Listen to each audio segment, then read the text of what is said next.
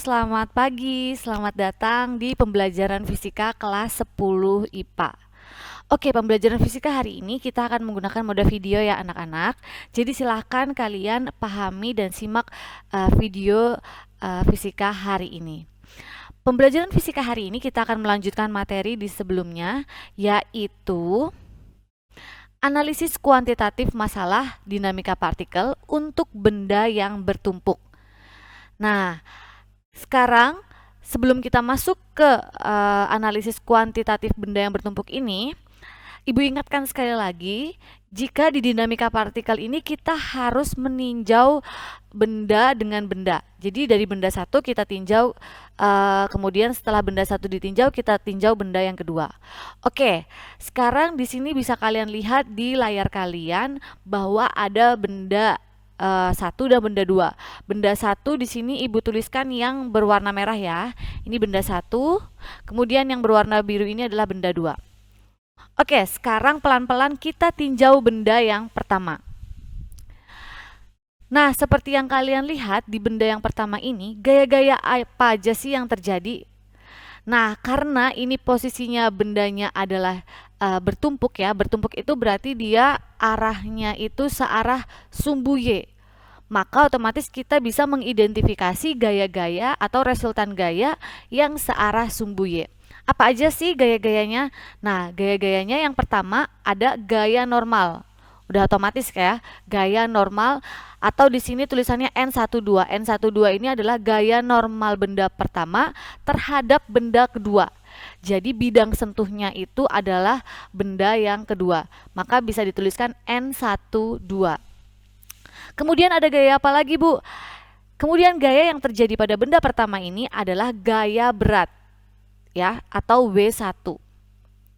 Nah, udah nih, kira-kira ada gaya apa lagi nih yang searah sumbu Y? Udah nggak ada dong, cuma ada gaya normal dan gaya berat. Nah, sekarang kita resultankan gaya-gaya tersebut. Nah, gaya normal 1,2 ini arahnya berlawanan dengan gaya berat. Makanya kenapa di sini ditulis minus N12 minus M1G sama dengan 0. Bu, kenapa sama dengan 0?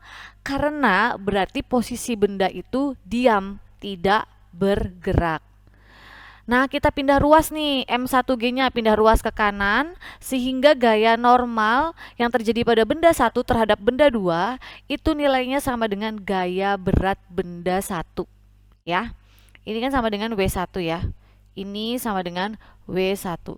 Jadi gaya normal yang terjadi pada benda 1 terhadap benda 2 itu besarnya sama dengan gaya berat benda 1.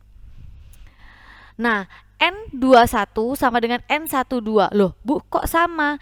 Iya sama, hanya bedanya tinjauannya saja. Jadi kalau N21 itu adalah berarti gaya normal yang terjadi pada benda 2 terhadap benda 1. Atau dilihatnya berarti gaya normal benda 2 di mana bidang sentuhnya itu adalah benda 1. Makanya disebut N21. Nah, besarnya N21 itu sama dengan N12, yaitu sama dengan gaya berat benda pertama.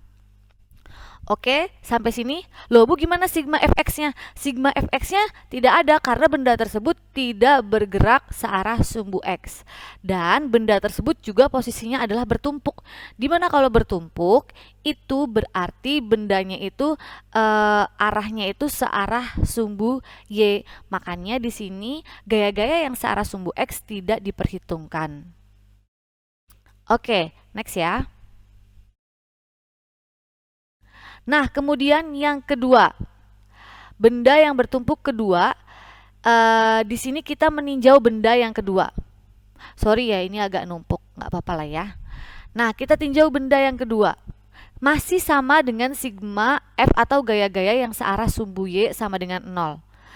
Sekarang kita lihat gaya-gaya apa aja sih yang terjadi di benda 2 ini. Ini tadi benda 1, ini benda 2 ya. Yang terjadi di benda 2 yang pertama otomatis ada gaya normal atau N3 di sini Ibu tulisnya ya. Kemudian ada gaya apa lagi? Ada gaya berat. Jadi sebuah benda ketika dia diletakkan di suatu tempat, pasti dia memiliki gaya normal dan gaya berat. Ya, seperti itu. Nah, ada apa lagi ini kira-kira? ada gaya normal benda 2 terhadap benda 1 atau N21. Ya, ingat-ingat ya. Jadi tinjauan benda 2 ini adalah gaya-gaya yang bekerja pada benda 2. Sini bisa kita tuliskan N3 minus M2 dikalikan G minus N21. Nah, di sini yang searah apa nih? Yang searah itu ada gaya berat dan gaya normal N21. Arah gaya berat dan arah gaya normal N21 ini berlawanan arah dengan N3. Makanya di sini N3-nya ini positif dikurangi M2G minus M2G minus N21. Ini tanda minus di sini menandakan bahwa M2G berlawanan dengan N3. Dan tanda minus yang di sini juga menandakan bahwa N21 itu arahnya berlawanan dengan N3. Jadi semuanya patokannya adalah N3 sama dengan 0. Kemudian kita pindah ruas M2G, pindah ke kanan, minus N21 juga pindah ruas ke kanan sehingga dihasilkan N3 sama dengan M2G ditambah M1G. Itu tadi adalah tinjauan atau resultan gaya untuk benda yang bertumpuk. Seperti itu seterusnya juga konsepnya masih sama jika benda yang bertumpuknya itu lebih dari 2 atau 3 atau 4. Yang penting konsepnya sama seperti itu. Oke, selanjutnya kita pada materi tikungan pada jalan. Nah, di sini tikungan pada jalan ini macam-macam ya. Nanti ada beberapa kasus. Nah, kasus yang akan kita pelajari pertama kali yaitu adalah kasus tikungan pada datar kasar. Tikungan datar yang jalannya itu atau bidangnya itu kasar. Nah, kalau bidangnya kasar berarti dia memiliki gaya gesek. Nah, di sini bisa kalian lihat contohnya.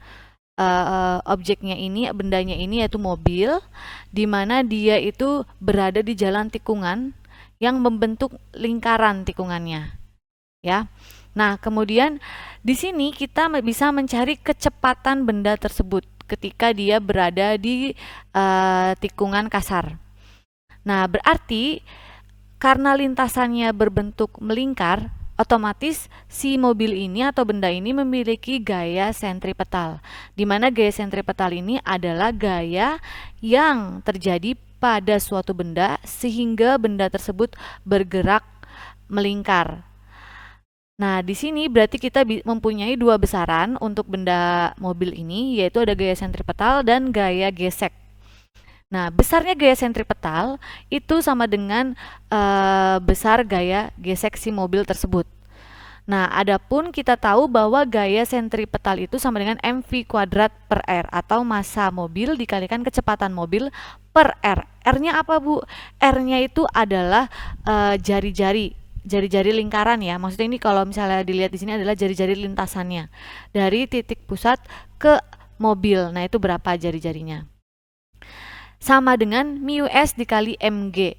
Mu s-nya ini adalah koefisien gesekan dan mg-nya ini adalah massa dikalikan gravitasi. Masanya ini adalah jelas adalah massa mobilnya. Kemudian di sini bisa kita pindah ruaskan sehingga diketahui v kuadratnya atau kecepatannya sama dengan akar dari R dikali G dikali mu S atau koefisien gesek. Nah, biasanya koefisien gesek ini sudah diketahui ya besarnya berapa.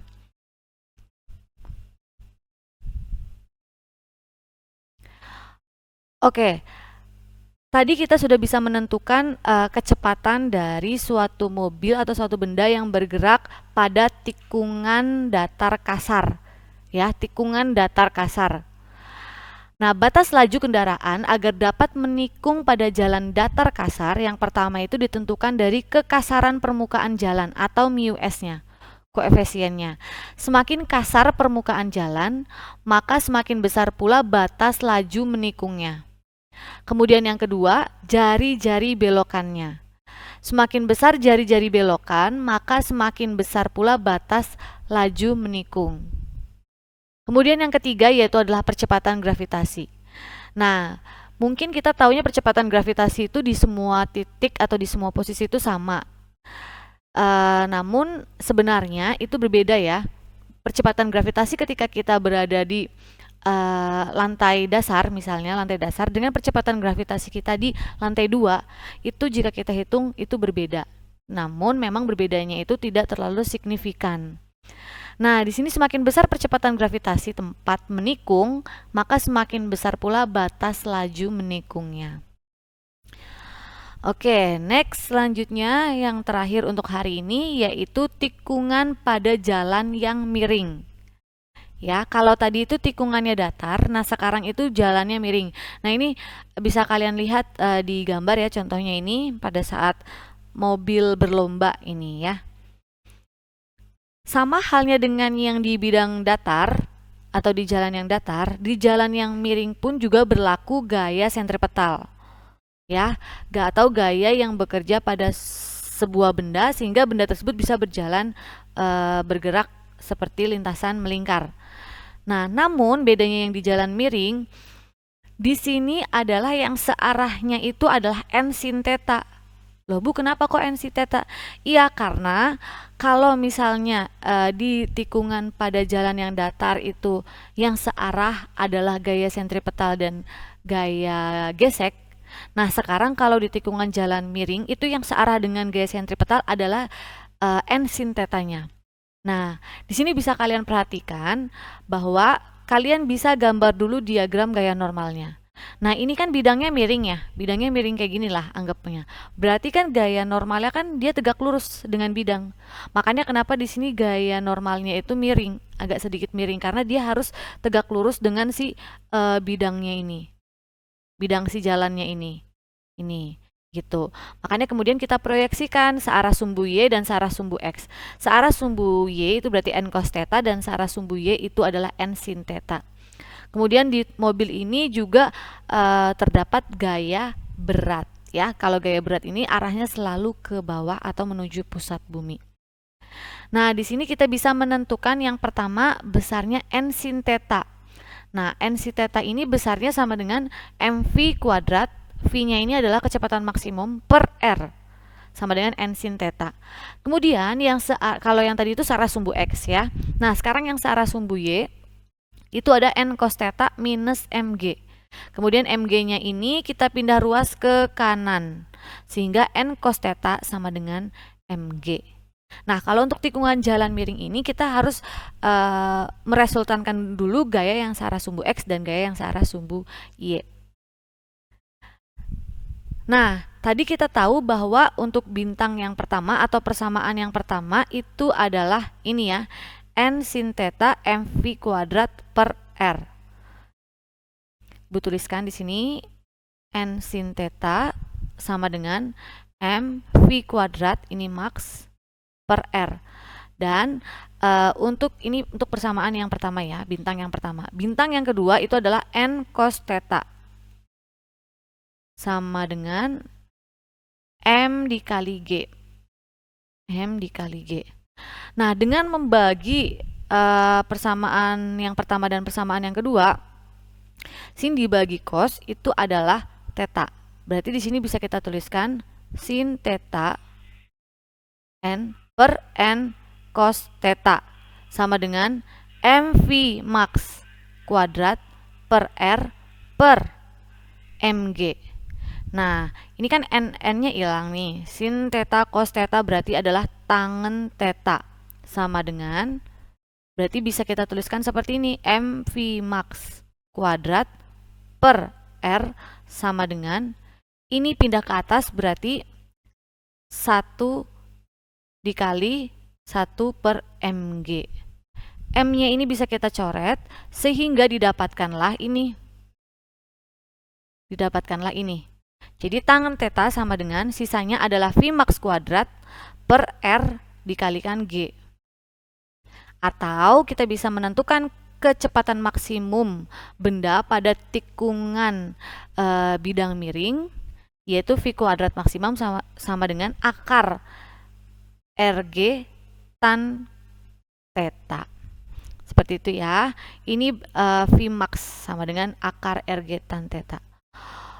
Oke, sekian pembelajaran fisika kita pada pagi hari ini. Semoga kalian bisa paham dengan apa yang Ibu terangkan. Silahkan jika ada yang kurang paham, nanti boleh langsung hubungi Ibu.